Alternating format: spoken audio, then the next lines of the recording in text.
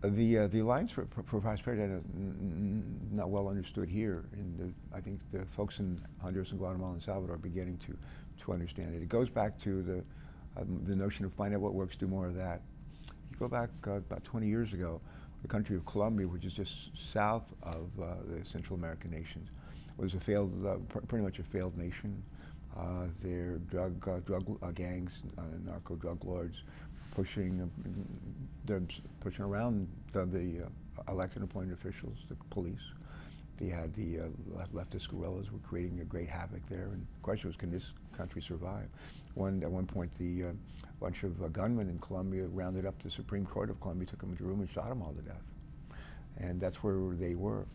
And today, 20 years later, in part from our help, and in part with a lot of courage and hard work on their part, they're a thriving nation, a thriving democracy, not without challenges, but it's a saved nation. And they could do it, and we could help. The key here is for us with Honduras, Guatemala, and Salvador, for them to do it, to do the hard work with respect to improving their governing institutions, their ability to actually run things, make things happen, provide services to the people of the country.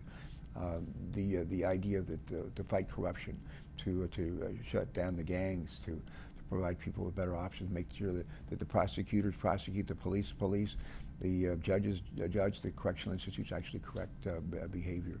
And the last piece is the nurturing environment for job creation, job preservation. Part of that is public safety, rule of law, but part is also the workforce to have the skills that they need to do the work that needs to be done in the transportation infrastructure, roads, highways, bridges, airports, and so forth. The cost of energy in those countries is very high. They have used a lot of oil from Venezuela. It's not cheap. They have, as it turns out, the ability to bring in natural gas at about half the price from Mexico. That needs to be done. They have the ability to use some of their own resources to provide energy. They need to do more of that. They can do those things. They'll create a nurturing environment, create jobs in doing those things, and be a more attractive place for foreign capital investments. So if they do those things, we will help. We're not going to give them money. We will spend money that supports in the areas of improving governance, improving public safety, rule of law, and improving the economic climate. But it's not money that we're going to give directly to these governments, say, you spend it. No.